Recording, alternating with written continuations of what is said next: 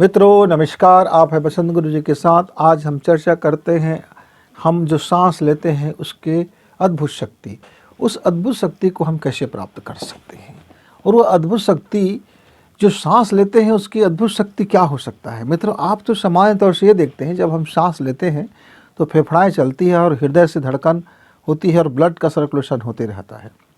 मोटे मोटे तौर से आप ये देख सकते हैं। समझिए जब हम बीमार पड़ते हैं तो हमारी सांसें बड़ी तेज़ हो जाती है, बहुत तेज़ी से सांसें चलने लगती है। जब हमारे भीतर में कोई भय जन्म ले लेता है तो हमारी धड़कनें बहुत तेज़ हो जाती है।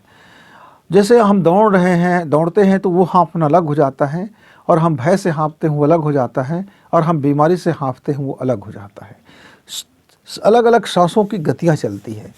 तो हमारे जो महान ऋषियों ने और हमारे देव महादेव के ने स्वर शास्त्र में यह बताते हैं, स्वरोदय में बताते हैं कि जो स्वर की अद्भुत शक्ति है, इसी के साधना से मनुष्य बड़ी से बड़ी साधना को कर सकता है, दिव्य शक्ति को प्राप्त कर सकता है, दिव्यास्त्रों को प्राप्त कर सकता है। यानी कि केवल सांसें ये भौतिक पदार्थ के लिए नहीं है। ये भौतिक पदार्थ होने मेरे शरीर के लिए आवश्यक गुण तो है, पर उसमें इतनी और शक्तियाँ हैं कि मेरे शरीर के अंदर में जो अलग अलग चक्र हैं, जो शक्ति का पुंज है, जो शक्ति का केंद्र है, उनको भी जागृत किया जा सकता है मात्र स्वर से, यानी सांस से, सांसों की शक्ति से, यानी सांसों के प्रयोग से, सांसों के क्रम से, सांसों को घटाना बढ़ाना, सांसों को कब लेना है, कितना बंद रखना है, और किस तरह से सांसों को गति से लें या गति से छोड़ें या बिल्कुल ना लें, कुंभक करे, खाली करे, अंतः कुंभक करे, बाह्य कुंभक करे, लंबी सांस खींचे, गहरी सांस खींचे, मध्यम सांस खींचे, कि बिल्कुल सांसों को रोक दिया जाए फिर सांस लें। तो तरह तरह के इसमें बहुत सारे प्रयोग से होते हैं। तो आपको यदि इसमें बहुत ज़्यादा डिटेल जानना है तो आपको स्वरोदय शास्त्र का अध्ययन करना चाहिए, और उसके बाद और आपको और देखना है तो हमारे विदेशों में जो बड़ी बड़ी यूनिवर्सिटियां हैं वहाँ अलग अलग इसके ऊपर भी बहुत सारे रिसर्च हुए हैं। सांसों लेकर के अमेरिका में काफ़ी रिसर्च चल रहा था, अभी ब्रिटेन में भी रिसर्च चल रहा है, चीन में भी सांसों को लेकर के बहुत गंभीर रिसर्च का काम चल रहा है, जापान में सबसे आगे है अभी इनकी सांसों के विज्ञान पर, और मेरे भारत देश में बहुत पहले आगे थे। हम लोग बहुत आगे थे, पर आज हम बहुत पीछे हो गए। हम पहले बहुत आगे थे। हमारे ऋषि सत्ताएं, हमारे चिंतक, हमारे मनीषी, हमारे संत, हमारे महात्मा, हर आप देख लीजिए हर युग में जितने भी आपको युग बताए जाते हैं, कहानी किस्से जो भी आते हैं शास्त्रों में आते हैं, चाहे राम का युग हो, चाहे कृष्ण का युग हो, चाहे मनु का युग हो, मनवांतर का बातें हो, या उसके पहले का आदिकाल हो या बीच का काल हो, आप अरण्यक से लेकर के हर जगह देखते हैं तो सांसों की बड़ी महिमा है। लघमा, अड़िमा, दृश्य, अदृश्य इत्यादि शक्तियाँ। पशुओं में जो शक्तियाँ थी वो सांसों के कारण थी, राक्षसों में जो शक्तियाँ थी वो सांसों के ही प्रयोग के कारण थे। शुक्राचार्य ने सांसों की विद्या में इतनी महारत हासिल कर लिया था कि वह कह सकता था कि मैं जो मर चुका जो सेनाएँ हैं मैं उस पर फिर से मैं प्राण भर सकता हूँ। संजीवनी विद्या यानी प्राण की विद्या। प्राण मतलब सांसों का ही एक प्रकार है जिसको हम प्राण विद्या बोलते हैं। प्राण में ही एक संजीवनी शक्तियाँ होती हैं। तो तकनीकी के अभाव के कारण हम आपको ज़्यादा सिद्ध नहीं कर सकते, लेकिन अलग अलग रिसर्चों में हमने देखते हैं कि सांसों की सिर्फ फेफड़ा तक जाने का ही कार्य नहीं होते मित्र। इसके पीछे हमने कई वीडियो और तैयार किए हैं सांसों को लेकर के। श्वास किस तरह से उन्नति के सिद्ध कारक होते हैं, श्वास हमारे ब्रेन को कैसे संचालित करते हैं, श्वास हमारे विचारों को कैसे बदल देते हैं, श्वास हमारे मस्तिष्क पर क्या क्रियाएँ करती है, श्वास हमारे इतर जगत मतलब स्वप्न की जगत में कैसे कार्य करती है, श्वास इस ब्रह्मांडी से किस तरह से आकर्षण कर लेती है। और ये सांसों की कला, बेहतरीन कला मनुष्य के साथ जीवन में है। अब देखते हैं ना, जैसे कि मछलियाँ सांस लेती है, गलफड़े से लेती है, पानी में रहते हैं और पानी में अंदर रहते हुए भी सांस ले लेते हैं, और उनको वह अपना अलग अलग सिस्टम बना के रखे हुए हैं। हर प्रकृति में हर जीव जंतु का अलग अलग सांस। मित्रों, एक लेखक ने तो यहाँ तक का उसने अपने पुस्तक में लिखा है कि वह पिछले 10 साल से उसने इसका अध्ययन किया करीब 10,000 लोगों पर, कि मुंह से सांस लेने पर क्या क्या समस्याएं होती हैं, केवल एक नाक से सांस लेने से क्या क्या समस्याएं होती है या क्या फ़ायदे होते हैं। और यदि हम नाक को और मुंह को भी बंद कर दें अलग अलग समय में, जैसे 1 घंटा हमने मुंह से सांस लिया, 1 घंटा हमने एक नाक से सांस लिया, 1 घंटा एक नाक से सांस लिया, तो उसके क्या क्या प्रभाव होते हैं, उसने अपनी पुस्तक में बृहद जानकारी लिखा है मित्र। उन्होंने डेटा संग्रह स्थापित किया कि इतने हज़ार लोगों पर या इतने सैकड़ा लोगों पर, 100 लोगों पर ये प्रयोग किए, उसका परिणाम ये लगा, उसके पहले वो इतने स्वस्थ थे, यानी मेडिकल प्रूफ। और उन्होंने देखा जो भारतीय जो प्राणायाम का जो पद्धति है बड़े कारगर है। जैसे लोम विलोम लेना और नाड़ी शोधन का प्राणायाम करना और अंतः कुंभक में ध्यान करना या बाह्य कुंभक में ध्यान करना या सांसों की गति को मध्यम करके लेना या सांसों को रोक लेना, तब तक रोक कर रखना जब तक कि उसको मांग ना बढ़ जाए, तब तक रोक के रखना। मतलब अलग अलग जो सांसों का प्राणायाम बताया गया है हमारे योग शास्त्रों में, हमारे इसमें साधना विज्ञानों में, तो उसका उन्होंने भी प्रैक्टिकल कराई और उन्होंने देख पाया कि इसको एक सिस्टम में यदि लिया जाए तो हमारे स्वास्थ्य के लिए बहुत शानदार है। और उन्होंने इसके आगे भी उस पर रिसर्च करी कि केवल स्वास्थ्य बस ही नहीं, मनुष्य के दिमाग, मनुष्य के सोच विचार और उसकी हैप्पीनेस इत्यादि को भी बदला जा सकता है, शेड को बदला जा सकता है, चिंता मुक्त किया जा सकता है। और फिर उन्होंने देखा कि आगे इस पर किस तरह से जो साधनाओं का जो विज्ञान जो चलता है, साधना किया जा सकता है, वो भी उसमें देखा। तो मित्रों, यदि सांस की अद्भुत शक्ति को प्राप्त करना है तो उसके लिए हमको क्या करना पड़ेगा? पहले तो समय निकालना पड़ेगा। कैसे समय निकालना पड़ेगा? आपको कम से कम 2 संध्या काल समय निकालना पड़ेगा, 1.5 घंटा का सुबह और 1.5 घंटा का आपको शाम। जो 1.5 घंटे का सुबह होगा वो 2 भाग में होगा। आप सूर्योदय से पहले का 45 मिनट और सूर्योदय के बाद का 45 मिनट। उसी तरह से शाम का जो होगा वो सूर्यास्त के बाद 45 मिनट और सोने से पहले 45 मिनट। इस तरह से आपको यदि विशेष लाभ लेना है, अपनी इस सांसों की शक्ति को प्राप्त करना है, तो उसके लिए दिन में यदि आप 3 घंटा लगाते हैं तो आपको लगभग 90% इसका लाभ मिलेगा। लेकिन जैसे आपने 45 मिनट सुबह लगाया, 45 मिनट शाम लगाया, तो फिर उसका लाभ लेने में थोड़ा समय लगेगा, काफ़ी समय लगेगा। लेकिन आप आधा घंटा करते हैं तो फिर आपको और ज़्यादा समय लगेगा। लेकिन आप केवल 15 मिनट समय लगाते हैं तो फिर आपको और ज़्यादा लाभ तो मिलेगा, पर सिद्धि, सांसों की सिद्धि प्राप्त करने के लिए फिर आपको बेहद परिश्रम करना पड़ जाएगा मित्र। और हमको क्या करना है? समर्पण, भाव से समर्पण, बुद्धि से समर्पण, मस्तिष्क से समर्पण, मन से समर्पण, मतलब अंदर से जो हृदय का समर्पण भाव है, समर्पण भाव होगा। मतलब आप एक विचार लेंगे, एक विचार को अपने जीवन में फलित होता महसूस करेंगे और उसको खुशी खुशी उस भाव को लेंगे।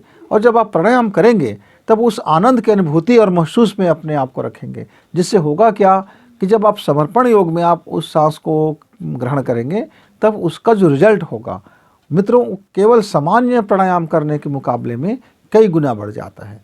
हम केवल सामान्य जब प्राणायाम करते हैं तो हमारे शरीर को लाभ मिलता है, लेकिन जब हम भावना के पुट लगा देते हैं, जब उसमें हम महसूस लगा देते हैं, जब हम उसमें अपने आनंद को महसूस करने लगते हैं, जब हम अपने ड्रीम को सफल होते हुए हम देखने लगते हैं, तो जिस भाव में हम प्राणायाम फिर करते हैं, वह भाव के वो गोल को पाने में, उस लक्ष्य को पाने में हमारी बड़ी मददगार हो जाता है और हम बहुत तेज़ी से हम उस दिशा में आगे बढ़ जाते हैं मित्रों। और इसके बाद तीसरा स्थान आता है इच्छा शक्ति।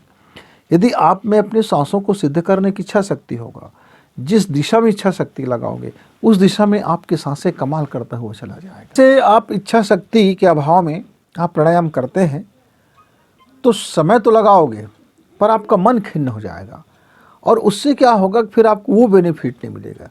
मान लीजिए मित्र, मुझको एक काम करना है, एक बड़ा लक्ष्य मैं लेता हूँ, एक बड़ा टारगेट बनाता हूँ और उस टारगेट को कैसे कैसे स्टेप बाय स्टेप मुझे करना है, मैं योजना बनाता हूँ और उस योजना को मैं स्टार्ट करने के लिए अपने मन से मानसिक तैयारी कर लेता हूँ।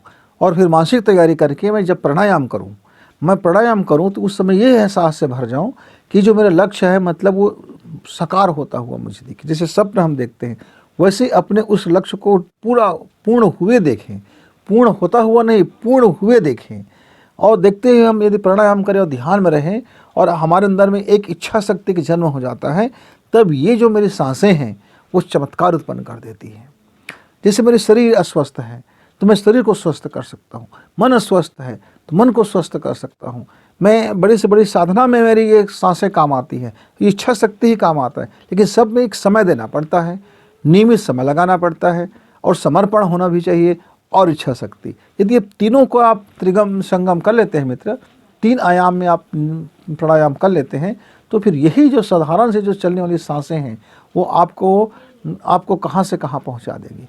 अब इसके लिए बहुत सामान्य टेक्निक क्या है कि दिन को आप यदि प्राणायाम शुरू करते हैं सुबह सुबह, अनुलोम विलोम करें या फिर आपका भस्त्रिका करें या फिर आप जो भी प्राणायाम शुरू करते हैं, तो उस समय हमको क्या करनी चाहिए, हमको अपनी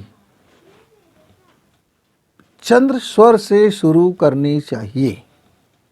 चंद्र स्वर मतलब बायां स्वर। रात को जब हम प्राणायाम करें तब हम दाहिना से हम प्राणायाम करें और सुबह प्राणायाम करें तो शुरुआत हम बायां से करें। हम जब शुरुआत बायां से करते हैं, इससे क्या होता है, जो शीतलक गुण है, दिन की प्रकाश है, सूर्य अपने आप में गर्म तासीर है, तो प्रकृति का जो चुंबकीय प्रभाव है वह फिर ठंडा की ओर चलेगा, गर्म से ठंडा की ओर चलेगा। इसलिए हमको बायां स्वर से यानी बायां नासिका से अपनी प्राणायाम की शुरुआत करनी चाहिए। और पहले हम प्राणायाम जब करें तो धीरे धीरे ही करें, बिल्कुल आराम से सांस भरें, आराम से बाहर छोड़ें और अपने शरीर को उसके माकूल तैयार कर लें। और अंत में जब आप प्राणायाम करते करते जा रहे हैं तो फिर आप अपनी गंभीर प्राणायाम कर सकते हैं। पहले प्रैक्टिकल करने के लिए आप 45 मिनट में हर 5-5 मिनट में अलग अलग प्राणायाम करके सीखें। सीखने के लिए हर मतलब 1.5 घंटा ऐसा हो कि उस 1.5 घंटे में आप करीब 24 प्राणायाम करें, यानी 24 प्रकार के प्राणायाम। उस 24 प्रकार के प्राणायाम को सुबह करें और उसी को भी शाम करें। आप ये 24 दिन तक इस पैकेज को चलाएं। इसके बाद इसमें जो भी दूसरा प्राणायाम करना है, घटाना है या बढ़ाना है या नया बदलना है, तब उसको आप बदल लीजिए।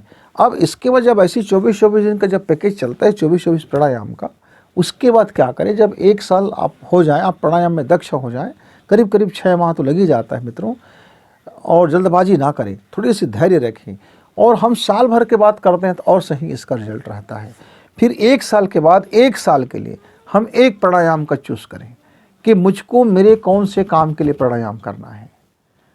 तो उस अपने काम, अपनी विजन, अपने स्वास्थ्य, अपना समय और अपनी अवस्था और अपनी दिमागी के अनुसार से हम एक प्राणायाम चयन करें और उस एक प्राणायाम को सुबह 1.5 घंटा और शाम को 1.5 घंटा यदि हम लगाते हैं, तब आप देखेंगे कि वह हर 24वां दिन में आपको एक नया शक्ति का अनुभव होगा, आपको एक नया देवी वरदान का अनुभव होगा, आपके अंदर में अलग अलग चीज़ें प्रकटीकरण होगा, देव शक्तियाँ आपको महसूस होगा, चाहे टेलीपैथिक शक्ति हो, चाहे आपको रेकी करने की शक्ति हो या आशीर्वाद देने की शक्ति हो, किसी के मनोविज्ञान को पढ़ने की शक्ति हो या किसी के मन की उपचार करने की शक्ति हो या मानसिक उपचार करने की शक्ति हो या प्रार्थना करने की शक्ति हो या किसी के लिए दुआ मांगने की शक्ति हो, यानी कि ढेर थोड़ी छोटी आप बहुत सारे शक्तियों आपको प्राप्त होंगे।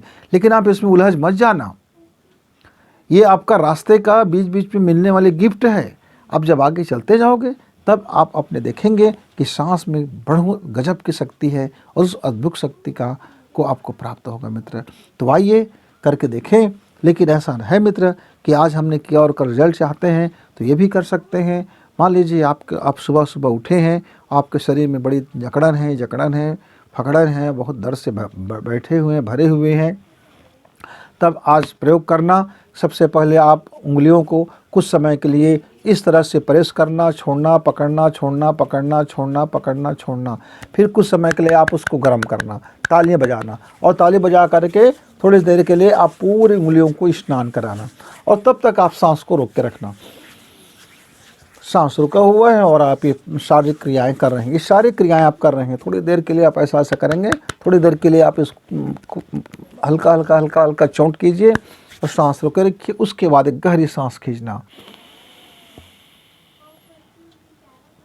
जितना खींच सकते हो पेट में जाने देना और धीरे धीरे फिर आप उसको दायां से बाहर कीजिए। जब पूरा बाहर कर लो, पूरा पेट पिचक जाए, तो फिर इसी से खींचना बायां से ही, और जब पूरी पेट भर जाए तो आप दाहिना से बाहर करें और जो उंगली आपका ये तर्जनी उंगली ही इस पर डालेंगे और इस तरह से मुद्रा आपका बना रहे। ये इस तरह से एक छोटी सी मुद्रा के साथ में अब देखेंगे मित्र 5 मिनट के इस प्राणायाम से आपको इतना रिलीफ मिलेगा, इतना राहत मिलेगा कि आप बिल्कुल 15 मिनट आप आराम से इसको कर सकते हैं। और उसके बाद फिर आप अपना बायां पैर ज़मीन पे रखिए और रखते समय थोड़ी सी हल्की सी झटका दे दें। इस तरह से थोड़ी सी हल्के से मीठा वाली पटकना बोलते हैं इसको, मीठी चीज़ पटक दे, ऐसा पटके कि किसी को भार ना पड़े। ऐसा हल्का से आप अपने पाँव को ज़मीन पे पटक दें। फिर देखना कि अभी जो जितनी ज़्यादा शरीर में परेशानियाँ थी, अब आपका बहुत जल्दी शरीर नॉर्मल होना शुरू हो गया। हाथ कंगन को वार से क्या, पढ़े लिखे को वार से क्या। आइए देखते हैं प्रैक्टिकल करके, उसके बाद सांसों का अभ्यास करना। फिर मिलेंगे, तब तक गुरु जी को विदा, नमस्कार, धन्यवाद।